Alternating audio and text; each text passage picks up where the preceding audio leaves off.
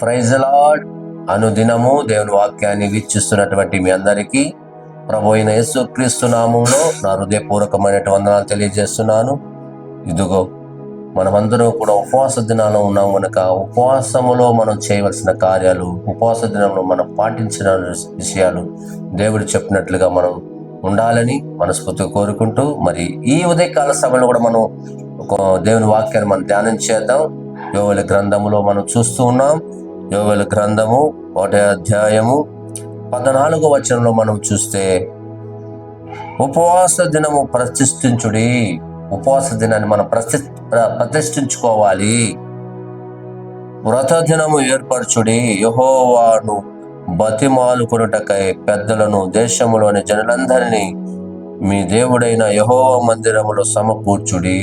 కాబట్టి ఇందులో మనం ఏం చేయాలంటే, ఉపవాస దినమును ఈరోజు ఉపవాసం ఉంటున్న బిడ్డలందరికీ దేవుని వాక్యం ఏం సెలవిస్తుందంటే, ఉపవాస దినం ఏర్పరచుకున్న నీవు, వ్రత దినాన్ని ఏర్పరచుకున్న నీవు, నీ కుటుంబం కావచ్చు, నీవు కావచ్చు, సంఘము కావచ్చు, ఏ సంఘాన కావచ్చు, ఎవరైనా కానీ దేవుని బిడ్డలు ఉపవాసం ఉన్నప్పుడు, దాన్ని నిర్ణయించుకున్నప్పుడు, దాన్ని నువ్వు ప్రతిష్ఠించుకున్నప్పుడు, ఆ ప్రతిష్ఠ దినమున నువ్వు ఏం చేయాలంటే యెహోవాను బతిమాలుకోవాలి. ఎందుకు బ్రతిమాలుకోవాలి? నువ్వు చేసిన కార్యాలు అలాంటిది, నువ్వు చేసినటువంటి క్రియలు అలాంటిది. ప్రభువు సన్నిధికి వచ్చిన నీవు, ప్రభు సన్నిధిలో ప్రభువుని ఆరాధిస్తున్న నీవు పరిశుద్ధంగా, పవిత్రంగా నీవు ఉండాలి. అయితే కొన్ని సందర్భంలో నువ్వు వేటి విషయంలో నువ్వు తప్పిపోతున్నావో, వేటి విషయంలో నువ్వు దేవునికి దూరం అయిపోతున్నావో నీకే తెలుసు. సంఘానికి వస్తూనే ఉంటారు, బీడీ సిగరెట్ తాగుతారు, సంఘానికి వస్తూనే ఉంటారు, అనేకమైన నీచమైన కార్యాలు చేస్తుంటారు. సంఘానికి వస్తున్నవారు, సంఘ బిడ్డలు అలాగా చేయడానికి వీల్లేదు. నువ్వు ప్రత్యేకమైన వ్యక్తివి, ప్రత్యేకంగా నువ్వు జీవించాలి, నువ్వు పరిశుద్ధంగా జీవించాలి. నువ్వు ఎక్కడికి వెళ్ళినా, ఎవరు లేనప్పుడు ఎలా ఉంటావో, ఎవరు ఉన్నప్పుడు ఎలా ఉంటావో, ఎవరు లేనప్పుడు కూడా నువ్వు అలా ఉండాలి. సంఘములో నువ్వు ఎలా ఉంటావో, సమాజంలో కూడా నువ్వు అలా ఉండాలి. అలాగనే నువ్వు నడుచుకోవాలి, అలాగనే ఉండాలి. కాబట్టి ఈరోజు చాలా మంది ఏం చేస్తున్నారంటే, ఎవరు చూడలేదని, ఆ ప్రాంతంలో ఎవరు లేదని, ఎవరు మనం చూస్తారనేసి వారు యథావిధిగా బీడీలు, మద్యానికి, సిగరెట్లకి ఇలాగా వారు అనేకమైనటువంటి దేవునికి నచ్చని కార్యాలు చేసి దేవుడిచ్చేటువంటి ఆశీర్వాదాలను పోగొట్టుకుంటున్నారు. అయితే ప్రియమైన దేవునికి ప్రియమైనటువంటి వారలారా, ఈరోజు మీకు తెలియజేస్తున్నట్టే, దేవుని దగ్గర ఇప్పుడైనా నువ్వు గోజారుకో, బతిమాలుకో, యెహోవాను బతిమాలుకో.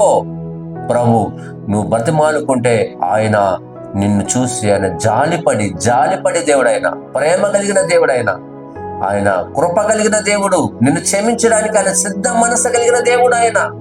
కనుక ఈ ఉదయకాల సమయంలో నువ్వు చేయవలసింది, ఆయన పట్ల ఇంకెన్నడూ నేను చేయనని నువ్వు బతిమాలకు ఆయన పాదాలు పట్టుకో. ఆయన పాదాల దగ్గర కూర్చొని ఏడ్చిన వాళ్ళు, ఆయన పాదాల కడిగిన వాళ్ళు ఎంతో మంది మార్చగలిగారు. ఎంత గొప్ప ఈ పాపం చేసే వ్యక్తి అయినా, ఎంత ఘోరాతి ఘోరంగా పాపం చేసే వ్యక్తిని క్షమించడానికి ఆయన సిద్ధ మనసు కలిగిన దేవుడు. ఈ లోకంలో నీవు పాపం చేసి ఒకవేళ నీ బంధువులు, నీ స్నేహితులు నిన్ను దగ్గర కూడా చేర్చరేమో. అయితే నేను ఆరాధిస్తున్న దేవుడు ఆయన హక్కున చేర్చుకొని ఆ యొక్క మలినమైన జీవితాన్ని పరిశుద్ధమైన జీవితంగా మార్చగలిగినటువంటి దేవుడు ఎవరైనా ఉన్నారంటే ఆయనే నజరేయుడైన యేసయ్య.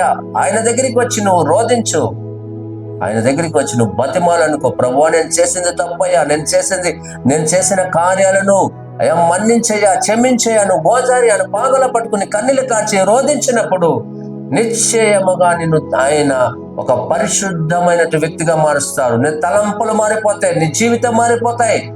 నీవు నూతన వ్యక్తిగా, నూతన సృష్టిగా నువ్వు మార్చబడుతావు. ఎప్పుడో తెలుసా? నువ్వు ఆయనను బతిమాలుకొని నువ్వు చేసేటి కార్యాలను విడిచిపెట్టినప్పుడు దేవుడు నిన్ను, నీ కుటుంబాన్ని ఒక ఉన్నతమైన స్థితికి తీసుకువెళ్తాడు. ఆత్మీయంగా ఎదుగుతారు, అన్ని విషయాల్లో ఎదుగుతారు, సంఘములో ఎదుగుతారు. మీరు అన్ని విషయాల్లో ఎక్కడికి వెళ్ళినా వదులుతారు. ఎందుకంటే తెలుసా? నీవు దేవుని సన్నిధికి వచ్చి ఒప్పుకొని బతిమాలుకొని నువ్వు చేసిన కార్యాలంతా కూడా ప్రభు దగ్గర ఒప్పుకొని విడిచిపెట్టగల కనికరాన్ని పొందుకుంటావు. ఈరోజు ఈ మాటలు వింటున్న మీ జీవితంలో నీవు ప్రభు దగ్గరికి వచ్చి ఉపవాసం ఉన్నప్పుడు ఆయన దగ్గర బతిమాలుకో అని ప్రభు వాక్యం మనకు సెలవిస్తుంది. కనుక మనము బతిమాలుకున్నప్పుడు ప్రభు మనల్ని చూసి ఆయన కనికరిస్తాడు, కటాక్షిస్తాడు, మనల్ని విడిపిస్తాడు, మనల్ని కాపాడుతాడు, మనల్ని నూతనమైన వ్యక్తిగా పరిశుద్ధులుగా మార్చగలుగుతాడు.